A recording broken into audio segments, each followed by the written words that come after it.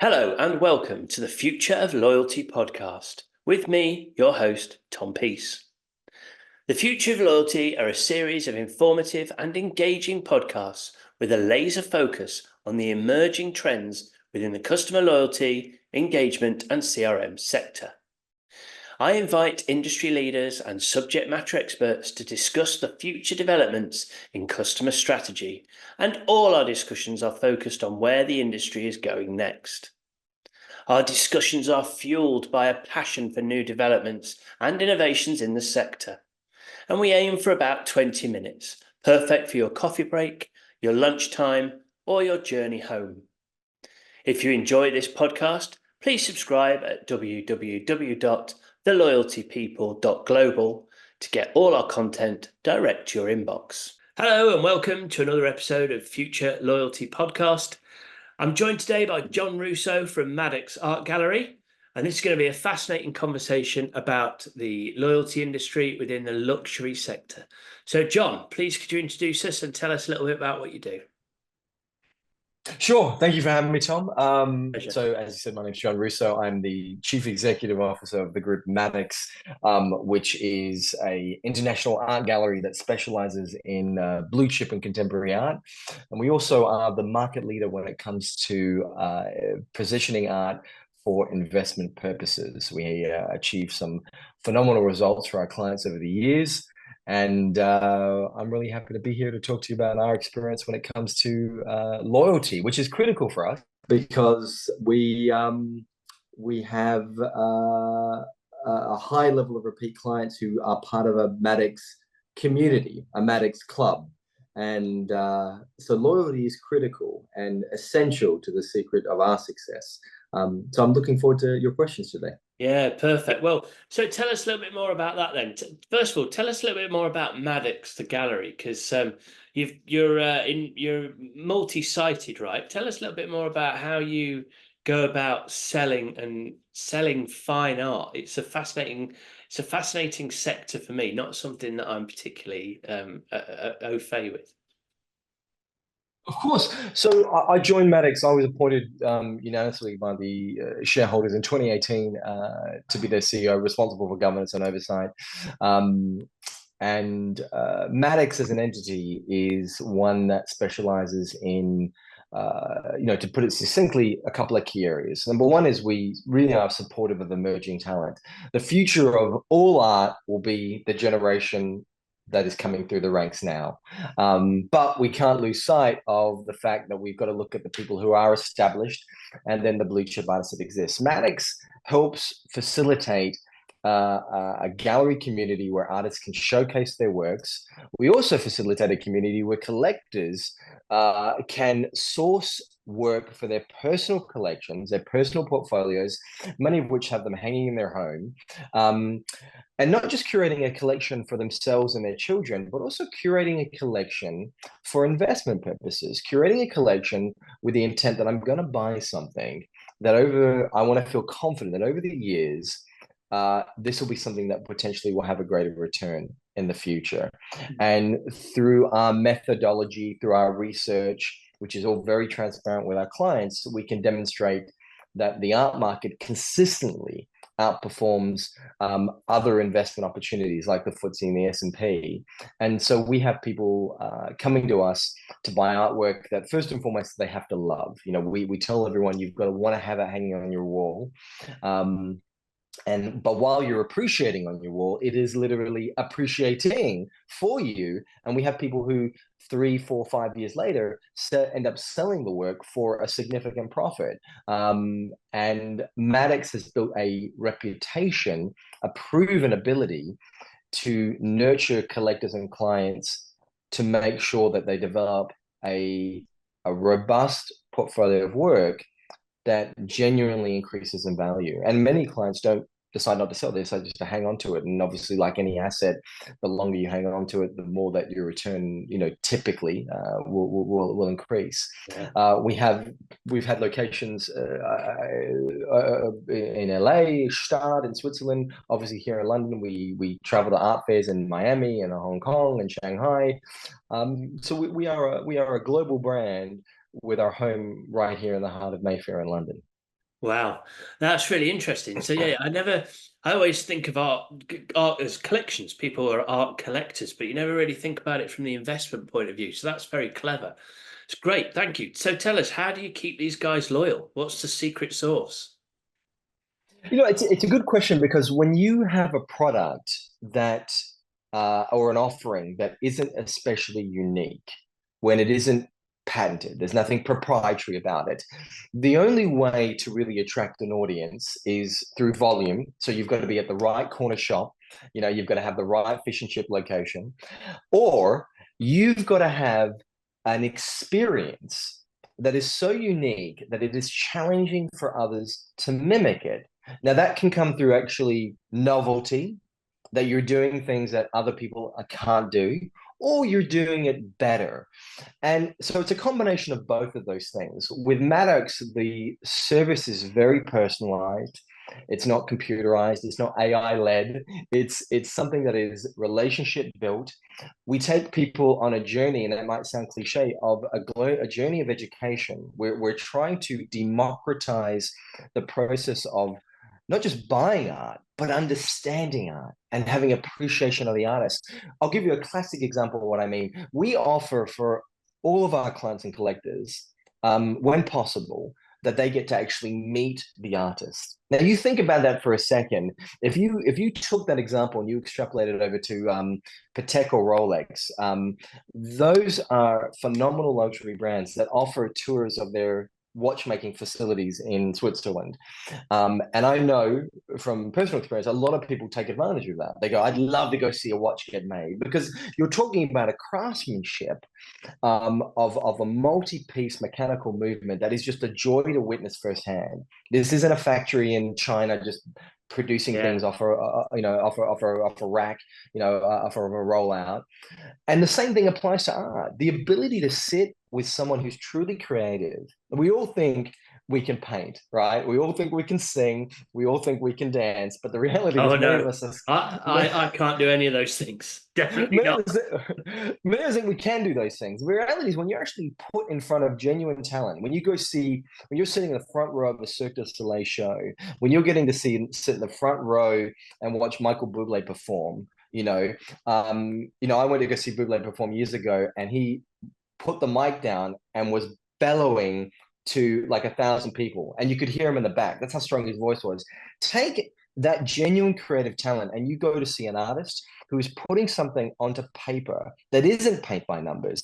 It is a true adaptation of their creative gene, putting something on the canvas, and you suddenly realize there is real talent here, and a talent that is rare. And more often than not, the viewer, the client, the collector, they don't have that talent. So suddenly you're in awe, and you get to experience firsthand something you can't do yourself. And more importantly, and last point to your question, the it's not about experiences. It is about giving someone a story to tell, because then they become. There's a great book called Raving Fans. If you haven't read it, I'll send you a copy. Yeah. I want to create clients who are raving fans, because when someone comes to your house and they point at an artwork on the wall and they say, "What's this?" I want you to turn around and not say, "Oh yeah, I bought that the other day." I want you to say, "Oh my God, let me tell you about how this work is created. I met the artist." Yeah. And that is what we do. We give people the opportunity to speak passionately about something, to get invested.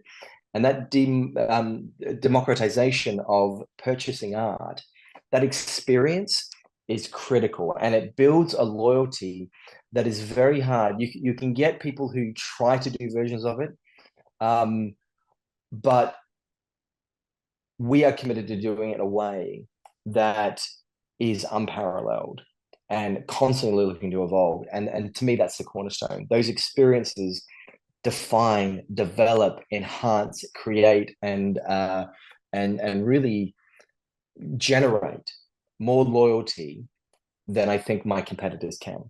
And so Yeah. for me, that is the first ingredient of the secret sauce. Yeah, that's good. I love that actually. And that that takes us nicely into how do other luxury brands do the same? How do they create loyalty?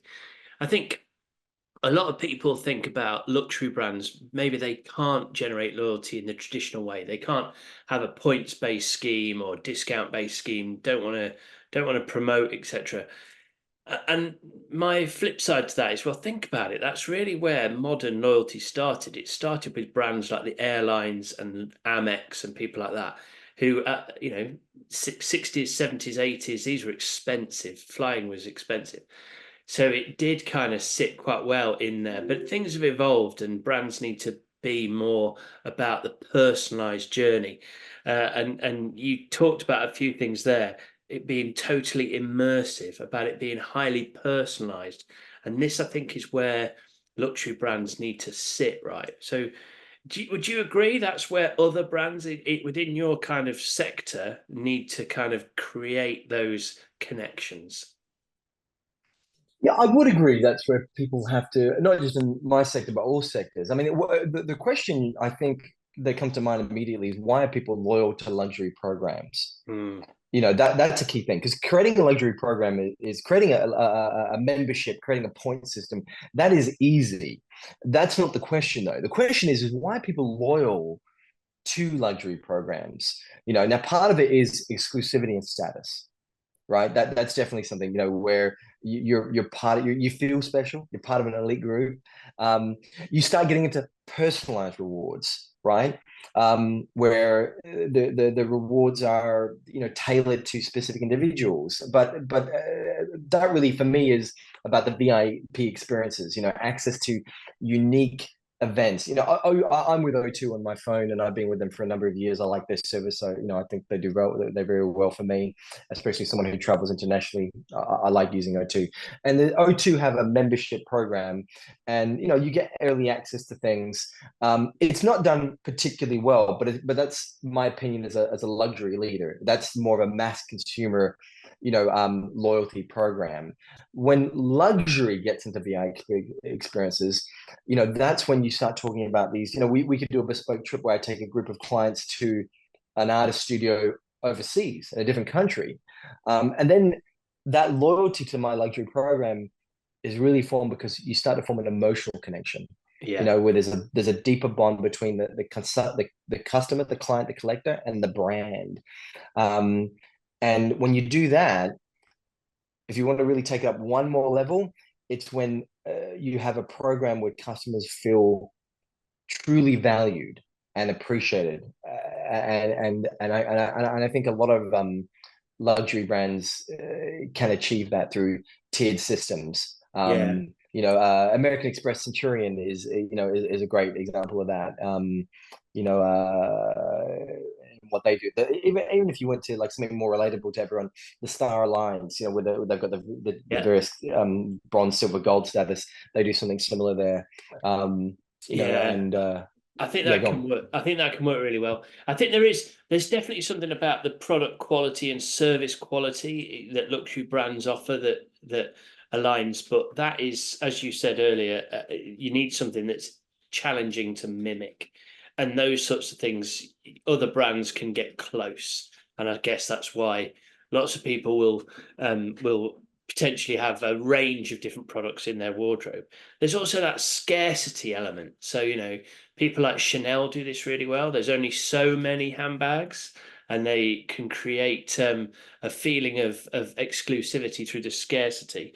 But I think you're absolutely right. It's around this kind of emotional connection, this alignment of belief. You talked a little bit earlier about watches, and there's lots of people that are really obsessed with watches, lots of people that are really obsessed with certain types of shoes. And that really creates the loyalty because it's an alignment of belief, an emotional connection with the brand. Um, Great, thanks. Yes, I think we all agree where luxury is and needs to be. But what's next? What's next for luxury? How do luxury brands of the future create these connections? What are your thoughts on this?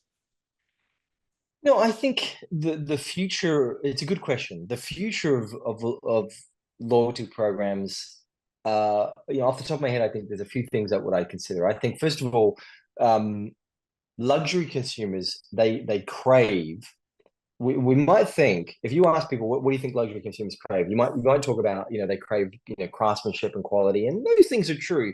But from a loyalty program, I think they crave a bespoke experience.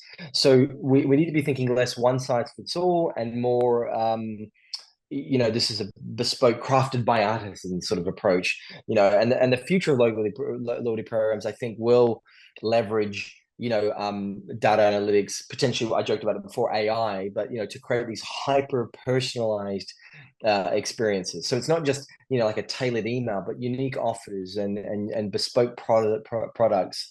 And I think it'll evolve beyond a point system. I mean, points might still be relevant for some brands, but it'll evolve beyond points. It'll evolve beyond discount offerings. It'll be about the journey. It'll be about the experience. Private viewings of collections, intimate dinners. Once in a lifetime travel experiences. It's creating those raving fans by creating memories that can't be replicated and that money can't buy. So it's not about just a trip to France. I can go to France anytime I want. It'll be about creating that entire experience. We've got one of those experiences coming up, the grand final this weekend. I mean, that is going to be, that's an experience that can't easily be replicated. Anything that can't easily be replicated where money can't buy it, but it is still luxurious. That's powerful. I think that for me, off the top of my head, those would be the immediate things where I think the future lies. I think you're right. And I think what is also happening in the marketplace right now is this move towards hyper personalization. Data is getting easier and easier to collect. We can't have third-party data anymore, which is good. We get zero-party and first-party data, and we're using that. Brands are using that to really talk to the consumer about the things that they like and they do, and their hobbies and their interests, and they can find that out through data collection and then use that to personalize their message. And the premium brands are doing it, and even the mainstream brands are doing it.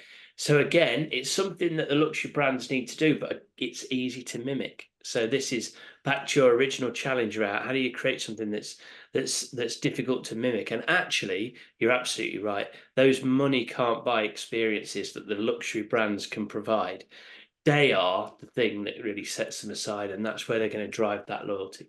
It makes it so difficult to move away from, right? If you're with a particular brand that gives you these amazing experiences, how do you move away? The fear of not having those experiences available to you is difficult.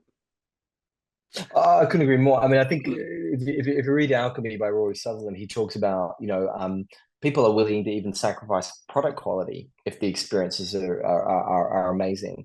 And so you really have this, and you talk about data privacy, data there for a second. I think in an era where data is like the new oil, ensuring privacy and security is going to be paramount. So future loyalty programs are going to have to be really transparent about their data usage, because that will be the trust of how people use my information, how brands use my information, will be the cornerstone of any sort of long lasting client, branding experience. And that will be critical to what you just said again a second ago, that hyper personalization, because you really have to hand over a lot about, okay, I'm letting you know a lot about me, and because I want you to tailor something, because I'm inviting that in. I'm inviting in that personalized experience, and that goes beyond an email that says "Dear John." It's about a more meaningful connection with the client, with the collector. Yeah, exactly. And I think it's becoming easier for brands to collect data on people. They're getting much more sophisticated with polls and quizzes and gamification and integration with customer service and questionnaires and all sorts of things. But it is difficult in the luxury sector. The high net worth individual is less likely to take the time to provide that information. So the hyper personalization maybe comes there from the types of products that they have bought in the past, but you've got to have that relationship management solution, right? You've got to really Definitely. have a relationship specifically with your members. Okay, good. One last question, and it's a biggie. Sure. I know it's something that you're really passionate about, Oh, and I there we love the go. debate. But let's talk about NFTs. So I know that NFTs. I want you to tell us your experience, your knowledge of NFTs, because I love debating this with you. And then we'll maybe think about how this works within the loyalty sector. NFTs for me are not the idea of NFTs as a tradable asset that people will actually trade. It clearly hasn't worked. Brands have moved away from it within the loyalty sector and generally away from it. But I do think there's maybe a technology solution out there, and there's some brands in the loyalty sector doing some interesting things. But tell us, give us 90 seconds on what you think about NFTs, and try not to swear, John. I was literally going to say I should have asked you before we recorded. Can I swear? Because obviously I won't be as colorful as I usually am. You want it in 90 seconds? Let me tell you right now, and I've said it even when it was in the big amongst the hype and it was first starting out. I'd have artists in my office telling me it's the next big thing. Yeah. NFTs are the worst thing to happen to the art market, to the luxury market. It's the worst marketing invention since the invention of the pet rock. NFT. I'm a numbers guy, right? NFT saw a dramatic decline, right? Trading volumes fell by almost 750 million in a year, right? The average price of an NFT has dropped 92%, right? There's been like popular collections like Bored Ape Yacht Club. There's been like a 340% decrease in value. Now, there's several factors that contribute here. There's an economic bubble dynamic and an unsustainability in the hype, right? There's the broader cryptocurrency market volatility, and I'm happy to separate that out. But there's a lack of real utility to NFTs beyond the profile pictures that they had. There's a massive oversaturation, and then you've got scam and security issues. NFTs, for anyone who's listening right now, who if you didn't get NFTs and you're curious, don't do it. If you did get NFTs, honestly, chalk it up as a loss and leave it alone. Now, in terms of your question, is there a phoenix? Is there something that might be salvageable? Yes, but not NFTs. The underlying technology, the blockchain technology, is sound. A lot of people in the legal circles are discussing this about, using it in back-to-back contracts, tracking provenance. I think that this is going to be very important when we're talking about seamless omni-channel experiences. The future is what's the word? Phygital, a seamless blend of physical and digital, and loyalty programs will need to integrate across various touch points where they offer a more cohesive experience between when a customer is engaging online, via mobile, the bricks and mortar store, and blockchain technology will help ensure provenance and fidelity. And before we were talking about, data being the cornerstone of any trusting relationship, if the future of luxury loyalty programs is going to be defined as a blend of personalization, exclusive experiences, cutting edge technology, then blockchain. I do see blockchain being part of that, but people need to separate in their mind. It's a tool to provide the hyper personalization, not something that can be monetized in itself. Like the way NFTs have attempted and woefully failed. I agree with you about 87.2%. I'm leaving myself a little bit of wriggle room. I totally agree that crypto is not for loyalty. I also agree that trading NFTs is definitely not for loyalty. I totally agree about blockchain technology. We've done a number of podcasts in the last few months about the uses of blockchain for loyalty. And you mentioned smart contracts, and I think that's going to be big. I think the other thing is the technology allows integration of localized and personalized offers. So a very big brand like an airline creating redemption solutions for a local restaurant, a theatre, a taxi firm, whatever, in a specific city. That all can be done very easily through blockchain. So there's definitely something there for loyalty programs in terms of hyper-personalization and localization. The NFT thing, definitely not trading. The Starbucks Odyssey program, they've moved away from it. They will be back with some sort of blockchain solution, I am sure. But the NFT thing, I totally agree with you. But I do think there are some brands starting to experiment with tokens, NFT tokens that actually unlock different rewards and things like that. You can't trade it. It's yours and yours alone. But having that NFT creates opportunities to identify. So, for example, you could use that NFT to access an airport lounge. and in that way, it's starting to be a technology solution for the loyalty industry.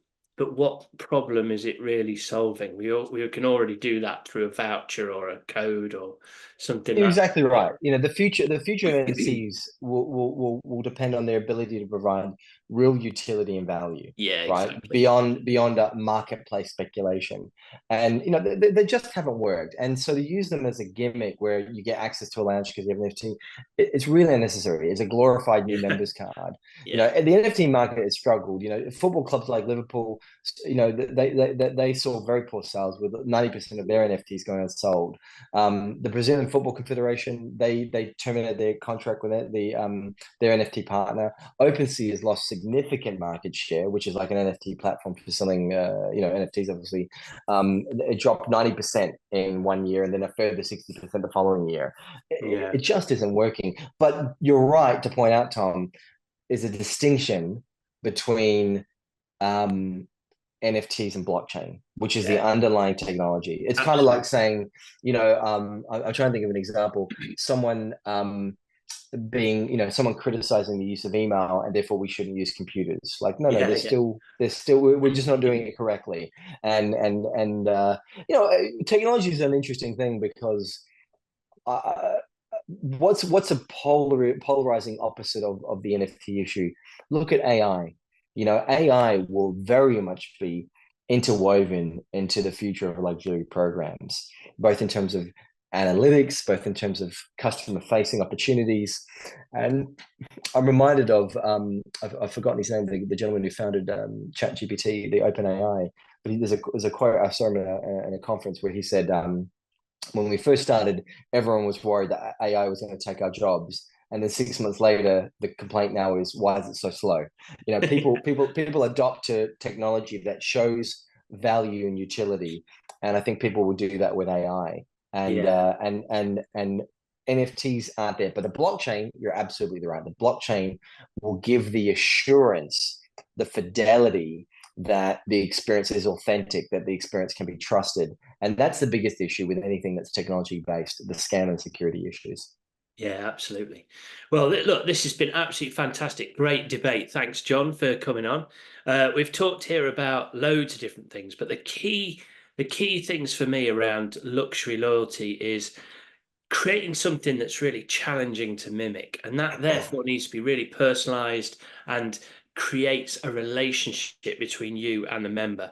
You also talked about things being totally immersive, and I love your example of your business, Maddox Gallery. It sounds fascinating how you're able to introduce people to the actual artists and the value that gives them. And that value actually is all around giving people this unique experience, this money can't buy experience, or the way you termed it, which I thought was great, was giving people the story to tell, which I think is fantastic. So yeah, there's loads of things that we've discussed here that actually some of the things we knew about, like the kind of exclusivities and status and prestige and privilege, they're very important to a luxury program. But thank you very much for your insight, because you've taught me a few things there. And then we got into the debate of NFT, which is always super engaging. And I think we're of the same mind. There is limited utility for these things, but don't tar blockchain with the same brush, because blockchain absolutely has lots of uses with lots of industries, especially loyalty. So thank you very much for the debate. It's been absolutely fantastic. It's been a pleasure to have you. Thanks for having me. I appreciate it. And I'll get you to agree with me 100% one day rather than 87.3 or whatever it was. Yeah, yeah, absolutely.